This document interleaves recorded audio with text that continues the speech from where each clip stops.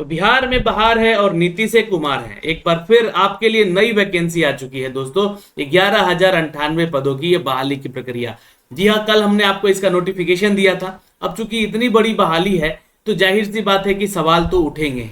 इस नोटिफिकेशन को देने के बाद कुछ छात्र जो कि सीरियस हैं, स्टूडेंट पढ़ाई को लेकर, अपने इस नौकरी को लेकर, तो उन्होंने सवाल यहाँ पर खड़े किए हैं। और ये सवाल जब आए हैं हमारे पास, तो इस सवाल के ऊपर जो है ये दूसरा वीडियो में बनाने जा रहा हूं। तो यहां से जरूर कंप्लीट आप लोग पूरा वीडियो देखिएगा। तो फिर भी अगर कोई इन सब में सवाल आपके रह जाते हैं तो भी आपको मैं बोल रहा हूं कि सवाल जरूर कीजिएगा। सवाल करना आपका हक है, सवाल करना चाहिए आपको, मुझसे भी और सरकार से भी। ठीक है, तो फिलहाल आपके लिए वैकेंसी आ चुकी है। तो और सवाल यहां पर ये है पहला कि सर हमारा उम्र सीमा जो है ना 37 से पार हो चुका है, तो क्या मैं फॉर्म भर सकता हूं? तो मैं इसका जवाब इस वीडियो में देने जा रहा हूं, प्लीज ध्यान से देखिएगा। दूसरा सवाल, कंप्यूटर टाइपिंग का जो है सर यहाँ पे दिया गया, उसके लिए सर्टिफिकेट चाहिए, उसका भी जवाब दूंगा। कंप्यूटर टाइपिंग में क्या स्पीड मेरा 80 WPM का होना चाहिए, उसका भी जवाब दूंगा। हमें कंप्यूटर टाइपिंग किस सॉफ्टवेयर पे अपना करना चाहिए ताकि हमें उसका फायदा मिल सके, इसका भी जवाब दूंगा। और सबसे इंपॉर्टेंट कि सर जो सिलेबस दिया गया है यहाँ पर, क्या ये प्रीलिम्स और मेंस दोनों का सिलेबस है? तो ये 3 से 4 5 सवाल जो है इस वीडियो में आप लोगों के लिए मैं लेकर आया हूं और इसका जवाब यहाँ पे आपको मिलेगा और प्रूफ के साथ दूंगा। चीजें ऑथेंटिक मिलती है, इसलिए आप लोग चैनल को सब्सक्राइब कर लीजिएगा, बेल आइकन दबा लीजिएगा ताकि हर वीडियो का नोटिफिकेशन आप तक हम सबसे पहले पहुंचा सके। तो चलिए सीधे खबरों पे चलते हैं और यहाँ पर जो अपडेट आए हुए हैं उस अपडेट पर लेकर चलते हैं। दोस्तों अगर आप यहाँ पे कंप्यूटर टाइपिंग को लेकर सवाल पूछ रहे हैं तो मैं आपको इसका जो प्रीवियस वैकेंसी है उससे अवगत कराना चाहता हूं यहाँ पे।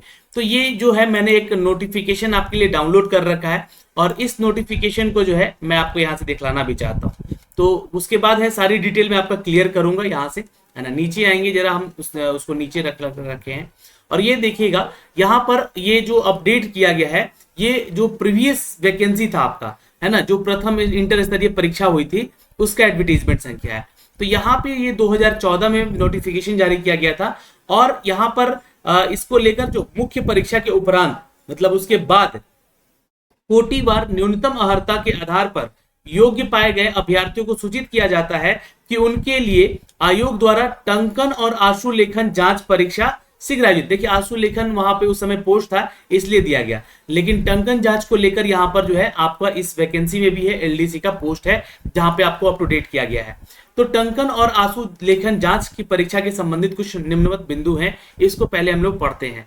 तो पहला जो सवाल था कि सर हमें कौन सा सॉफ्टवेयर यूज करना है, तो देखिए हिंदी टंकन जांच के लिए आपको मंगल फॉन्ट का इस्तेमाल करना है। आप घर पे भी अगर प्रैक्टिस करेंगे या कहीं इंस्टीट्यूट में जाके आप प्रैक्टिस करेंगे तो मंगल फॉन्ट पे ही आपको प्रैक्टिस करना है, पहला चीज। अच्छा, ये जो है मंगल फॉन्ट के रेमिंगटन जेल, है ना, ये ध्यान रखिएगा, रेमिंगटन जेल कीबोर्ड का इस्तेमाल करना है जो कि इसका लेआउट होना चाहिए, उसी पे आपको अपना टाइपिंग स्पीड बढ़ाना भी है। तो ये अब जब आए जाएंगे कहीं कोचिंग में, है ना, कंप्यूटर के, तो वहां पे आपको चीजें बताई जाएंगी। टंकन जांच जो है हिंदी और अंग्रेजी दोनों में होगा। देखिए जब आप इसका नोटिफिकेशन देखते हैं, ये जो नोटिफिकेशन आप लोगों ने देखा है, तो यहां पर लिखा गया है चीजें। यहां पे क्या लिखा गया है, देखिए वो जो 80 वर्ड पर मिनट होता है ना, वो आपका आशु लेखन का होता है। और इसमें तो कहीं भी पूरे नोटिफिकेशन में देखिएगा तो कहीं भी नोटिफिकेशन में आशु लेखन का तो जांच नहीं है किसी भी वैकेंसी में। इस बार ऐसा कोई वैकेंसी जोड़ा ही नहीं गया है जिसमें कि आशु लेखन यानी कि स्टेनो का टेस्ट आपका यहाँ पे होगा। ठीक है, ये मैंने आपको दिखलाया था, कल भी दिखलाया था, आज भी दिखला रहा हूं। यहाँ पे आपका स्पीड जो होगा हिंदी टंकन जांच में अभ्यर्थियों को 30 वर्ड पर मिनट यानी कि 30 WPM में आपका जो है स्पीड होना चाहिए। इसकी गति से 300 शब्दों को 10 मिनट में आपको लिखना है, यानी कि टाइप करना है। 300 शब्दों को आपको टाइप करना है 10 मिनट में।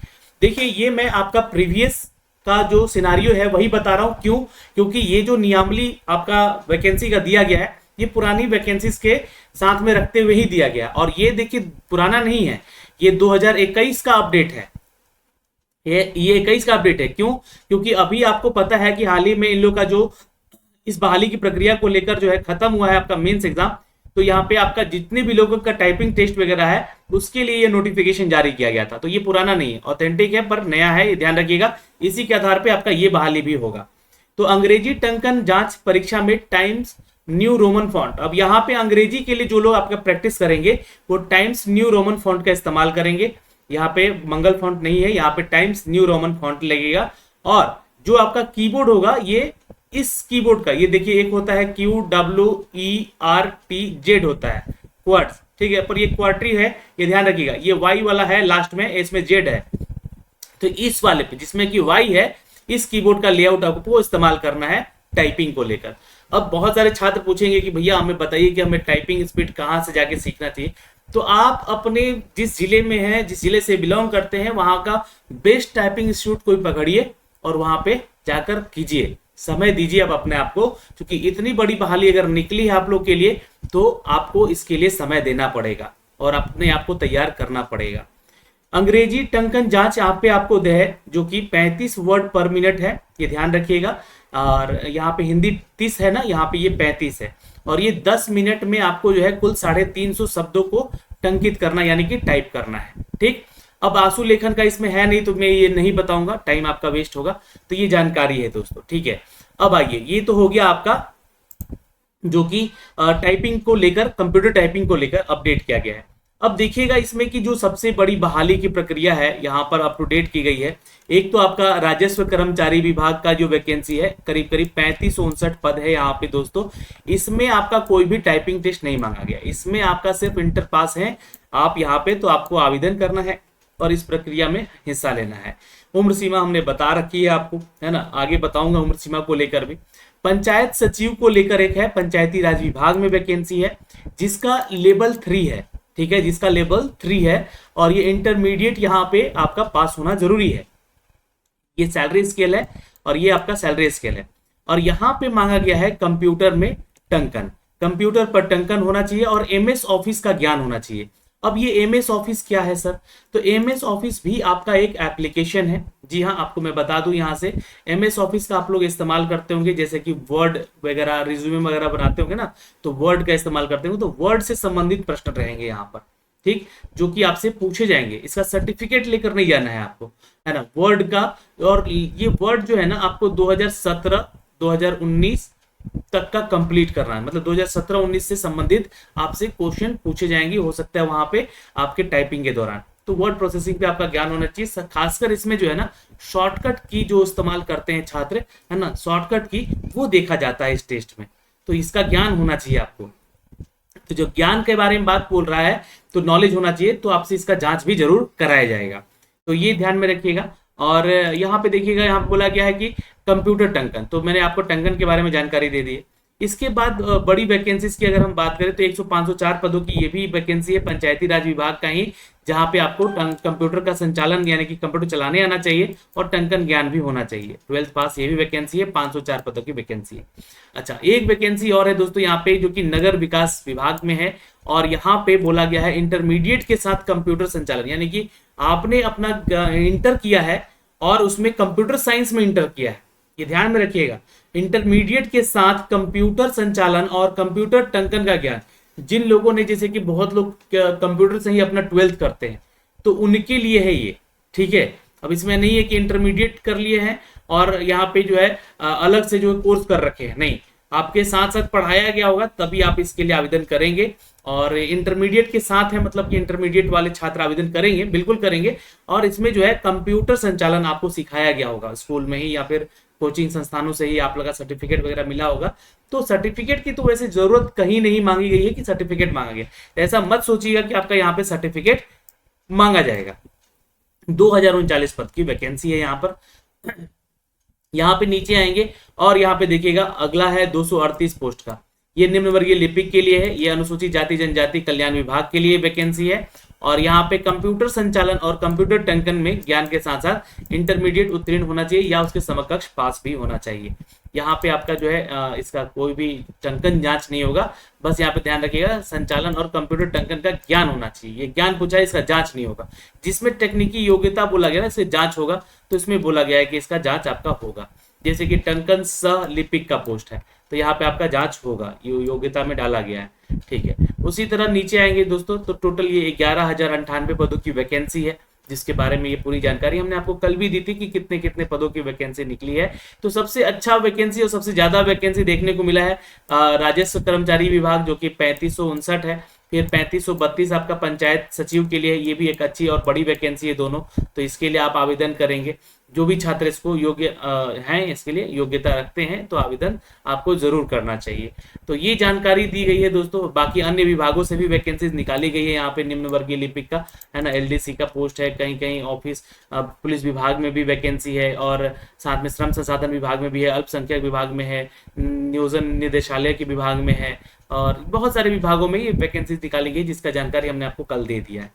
अब आते हैं उम्र सीमा के ऊपर और सिलेबस के ऊपर बात करेंगे। देखिए, अब देखिए उम्र सीमा की बात कर लेते हैं थोड़ा। तो मैं यहाँ पे इसको डाउनलोड कर रखा हूँ और आपके लिए भी अपडेटेड है। तो देखिएगा, यहाँ पर जो भी एज क्राइटेरिया को लेकर बातें हुई है, थोड़ा समझने की कोशिश कीजिएगा। यहाँ बोला गया है कि अभ्यर्थी के उम्र सीमा की गणना जो है 1/8/2023 से की जाएगी। कब से? ये मिनिमम एज क्राइटेरिया है उनके लिए जिनका उम्र सीमा जो है यहाँ पर 1 अगस्त 2023 है। ठीक, ये ध्यान में रखिएगा। और यहाँ पे उनका उम्र सीमा कितना? कम से कम 18 साल होना चाहिए और मैक्सिमम 37 साल होना चाहिए। परंतु यहाँ पे लिखा गया है वैसे अभ्यर्थी जो दिनांक 1/8/2015 को सरकार के द्वारा निर्धारित अधिकतम उम्र सीमा धारित करते हो एवं उक्त तिथि तक निर्धारित शैक्षणिक योग्यता धारण करते हो, यानी कि आपका एजुकेशन क्वालिफिकेशन भी 2015 अगस्त से कंप्लीट है ना, तो वे भी सभी उम्र सीमा के आधार पर सामान्य प्रशासन विभाग के पत्रांक संख्या 212 के दिनांक 23/1/2006 के आलोक में इस परीक्षा के लिए पात्र होंगे। साफ साफ शब्दों में लिखा गया है।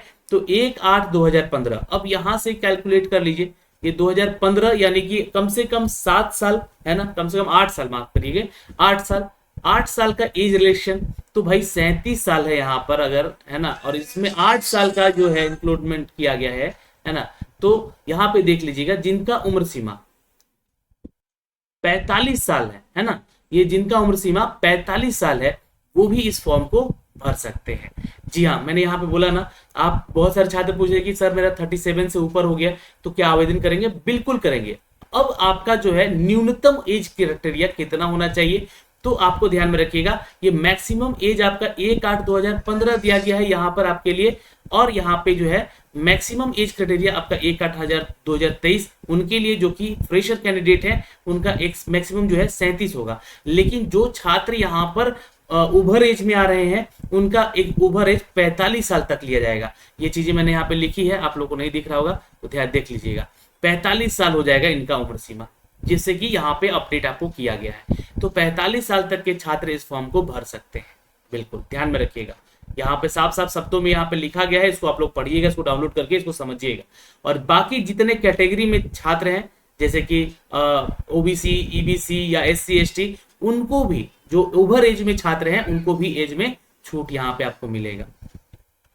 बाकी फीस का तो हमने आपको बताया ही था कि 540 आपको सभी जनरल ओबीसी छात्रों को और ईबीसी छात्रों को लगेगा। और महिला हैं तो आपको देखिए बिहार के निवासी हैं, अनुसूचित जाति जनजाति में आती हैं तो आपको 135 रुपया लगेगा।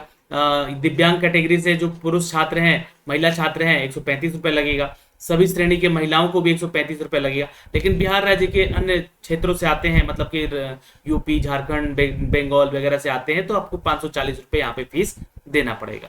ये सारी चीजें हमने आपको बता दी है। फॉर्म भर के मैं बताऊंगा आपको अगले वीडियो में 27 तारीख को, उस समय और भी चीजें क्लियर हो जाएंगी। अब बात करते हैं सिलेबस की दोस्तों। सिलेबस देखिएगा तो यहाँ पे मेंशन कर दिया गया प्रीलिम्स एग्जाम पहले होगा आपका, चूंकि 40,000 से अधिक अगर लोग फॉर्म भरेंगे तो प्रीलिम्स एग्जाम होगा। और ये 5 गुना संख्या के बराबर अभ्यर्थियों को चयन किया जाएगा मुख्य परीक्षा के लिए, यानी कि मेंस के लिए।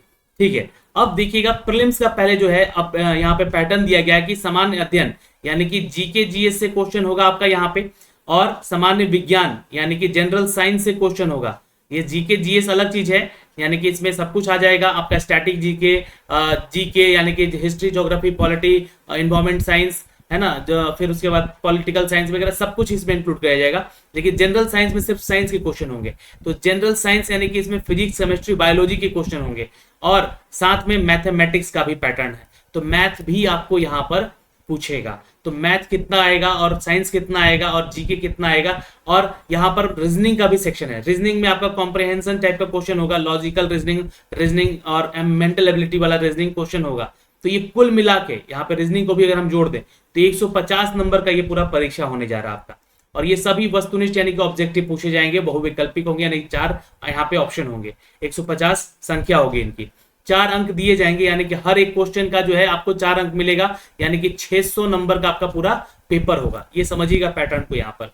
अब एक गलत उत्तर होगा तो 1 अंक की कटौती भी होगी, यानी कि निगेटिव यहाँ पे 1/4 रखा गया है। बिल्कुल। अब यहाँ पे 2 घंटे 15 मिनट का समय दिया जाएगा आपको इस परीक्षा को खत्म करने के लिए। प्रारंभिक परीक्षा में भाषा का माध्यम हिंदी और अंग्रेजी दोनों होगा, ये ध्यान रखिएगा। अगर हिंदी और अंग्रेजी प्रश्न में भिन्नता होती है तो अंग्रेजी वाले प्रश्न को मान्य यहाँ पे दिया जाएगा, मान्यता दिया जाएगा। ठीक है। अब सिलेबस देखिएगा, यहाँ पे सामान्य अध्ययन का जो क्वेश्चन होगा ये वर्तमान घटनाओं के आधार पे, यानी कि देखिएगा जो भी क्वेश्चन पूछा जाएगा इसकी जानकारी आपके जो भी सामान्य जानकारी होगा समाज से संबंधित होगा और इसके योग्यता से जांच की जाएगी। यहाँ पे वर्तमान घटनाओं और दिन प्रतिदिन की घटनाओं के सूक्ष्म अवलोकन किए जाएंगे, यानी कि उसी से संबंधित होगा। जीके जीएस आपका, करंट अफेयर आपका, उनके प्रति वैज्ञानिक दृष्टिकोण से क्वेश्चन आर होंगे। यहाँ पे इन्वायरमेंट साइंस के क्वेश्चन देखे जाएंगे आपको, सभी संबंधित ऐसे प्रश्न होंगे शामिल किए जाएंगे जिनके बारे में जानकारी रखने की किसी भी शिक्षित व्यक्ति को अपेक्षा की जाती है। मतलब कि इतना ज्ञान होगा तभी आप समझिए कि कोई बहाली में आप भाग लेंगे।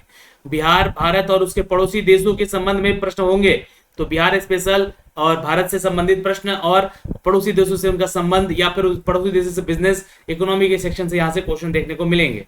समसामयिकी में अगर हम बात करें तो हम देखेंगे वैज्ञानिक प्रगति, जो कि अगर हम देखेंगे भारत का अभी हाल ही में देखिए चंद्रयान और जो सौर्य जो मिशन हमारा गया है भारत का, उससे संबंधित क्वेश्चन देखने को जरूर मिलेगा। यहाँ पर पड़ोसी देशों से संबंधित जो होगा क्या अभी स्तर रहा है हमारा, G20 हुआ उसमें क्या बात हुआ है वैज्ञानिक स्तर पर, वो सारे क्वेश्चन देखने को मिलेंगे। राष्ट्रीय अंतर्राष्ट्रीय पुरस्कारों के बारे में जानकारी देखने को मिलेगा। भारतीय भाषाओं के बारे में क्वेश्चन पूछे जाएंगे। पुस्तक और पुस्तक के लेखकों के बारे में, लिपि यानी कि भाषाओं के बारे में, और राजधानी उनके करेंसीज के बारे में, खेल खिलाड़ी और महत्वपूर्ण घटनाओं के बारे में जो सवाल आपके करंट से संबंधित होंगे वो हम आप तक साझा करेंगे, वो आपको यहाँ से देखने को मिलेंगे। भारत और उसके पड़ोसी देश अब यहाँ पे जितना भी देश का इतिहास है या भारत का देश का संस्कृति है या भौगोलिक क्षेत्र है भारत का या पड़ोसी मुल्कों का, उसके संबंधित क्वेश्चन होंगे। आर्थिक परिदृश्य, हमारे पड़ोसी मुल्कों का क्या अभी आर्थिक स्थिति है, कौन हमसे मजबूत है, कौन हमसे कमजोर है, ये भी बात पूछा जाएगा सवाल यहाँ से। स्वतंत्रता आंदोलन, यानी कि इस सब के बारे में मैं आपको अलग अलग वीडियो बनाऊंगा, है ना, कि जो स्वतंत्रता आंदोलन हमारा जो कि 1900 माफ करें, स्वतंत्रता आंदोलन से संबंधित बहुत सारे सवाल होंगे, जैसे कि आपके सवाल गांधी से लेकर आप जोड़ लीजिएगा, है ना, 1857 की क्रांति तक, ये पूरा का पूरा सिनारियो जो है ना, सबसे ज्यादा क्वेश्चन आपको देखने को मिलेगा यहाँ पर। भारतीय कृषि और प्राकृतिक संसाधनों से संबंधित प्रश्न पूछे जाएंगे, प्रमुख विशेषताओं से, और भारत का संविधान, और ये सबसे इंपॉर्टेंट टॉपिक है, देखिएगा ये टॉपिक इंपॉर्टेंट है, भारत का संविधान, यहाँ से क्वेश्चन अक्सर देखने को मिलता है सबसे ज्यादा। राज्य व्यवस्था, देश की राजनीतिक प्रणाली, पंचायती राज और सामुदायिक विकास, पंचवर्षीय योजना और राष्ट्रीय आंदोलन, इन सब से आपका क्वेश्चन रहेगा। बिहार का क्या योगदान रहा है इन सब में, इसका भी क्वेश्चन रहेगा। तो ये तो सब हम लोग हैं जो कि बिहार दुर्गा का सेट प्रैक्टिस में देख ही रहे थे। तो आप लोग जो है ना 11 बजे जो है ना आप YT एजुकेशन का टेलीग्राम ज्वाइन कीजिए, जहां पे आपको इन सब से संबंधित क्यूज करवाए जा रहे हैं। तो वहां से ये और ये 2 टॉपिक तो आपका क्लियर हो जाएगा। अब विज्ञान की बात करते हैं, जहां पे हम लोगों को मैट्रिक स्तर पे बोला गया है कि सवाल पूछा जाएगा। तो भौतिक यानी फिजिक्स, केमिस्ट्री और यहाँ पर बायोलॉजी, जिसमें कि जूलॉजी बॉटनी दोनों रहेगा, और भूगोल से संबंधित प्रश्न रहेंगे। और इसका भी हम लोग GS वाला सेक्शन जो है आपका क्यूज करवाएंगे अपने टेलीग्राम पे ही, तो आप वहां से जुड़िएगा। और बुक भी हम बताएंगे कौन कौन से बुक आपके लिए इंपॉर्टेंट होगा। गणित का सारा टॉपिक दिया गया है और रीजनिंग का सारा टॉपिक यहाँ दिया गया, ये चीजें है। क्वालिफाइड नेचर यहाँ पे आपका दिया गया है, देख सकते हैं यहाँ पे, है ना, कि आपका सामान्य वर्ग है तो 40% मार्क्स लेकर आना है, यानी कि 600 का जो है 40% आप लेकर आ गए, तो इसका मतलब कि आप जो है 240 नंबर, है ना, 6 चौका 24, तो 240 नंबर आप लेकर आ गए तो आप क्वालिफाई होंगे। लेकिन यहाँ पर सिर्फ क्वालिफाई नहीं करना है, आपको 600 में कम से कम, अगर मैं बात करूं यहाँ पर, तो कम से कम 350 नंबर लेकर आने होंगे या उससे प्लस नंबर लेकर आना होगा, तभी आप समझ पाइएगा कि आपका यहाँ पे किसी भी पद के लिए होगा। अगर आप टॉप रैंकर रहे तो कम से कम 400 प्लस आपका स्कोर रहा है ना, 380 भी रखिए, मान के चलिए 380 प्लस रहा, तो आपको जो है बेस्ट यहाँ पे जो पोस्ट है वो मिल पाएंगे। ठीक है, और बाकी अन्य जितने भी कैटेगरी वाले छात्र हैं वो अपना मिला लीजिएगा पासिंग मार्क्स कितना है, लेकिन ध्यान में रखिएगा ये पासिंग मार्क्स से हमें काम नहीं चलेगा। तो ये हमने सिलेबस के बारे में भी आपको अपडेट किया। सिलेबस देखिए मैथ और रीजनिंग का हम बताएंगे आपको कहाँ से कंप्लीट करना है, कैसे कंप्लीट करना है, ये आगे आने वाले वीडियोस में। तो वीडियो अभी काफी लंबा होता जा रहा है, इसलिए ये जानकारी अधूरी अभी छोड़ेंगे हम लोग यहाँ पर। और आपको जो भी क्वेश्चन बनते हैं इस चीज को लेकर तो प्लीज कमेंट सेक्शन में कमेंट करके जरूर पूछ लीजिएगा। और ये 11,098 पदों की बहाली के लिए आप तैयारी में लग जाइए। समय आपके पास मात्र 3 से 4 महीने का है। इसका एग्जाम दिसंबर या फिर मोस्ट प्रोबेबली जनवरी में आपका करवाया जाएगा, मिड जनवरी तक अगर होगा तो, नहीं तो ये ज्यादा डिले नहीं किया जाएगा आपका परीक्षा। जय हिंद दोस्तों, मिलेंगे आपसे अगली वीडियो में। धन्यवाद।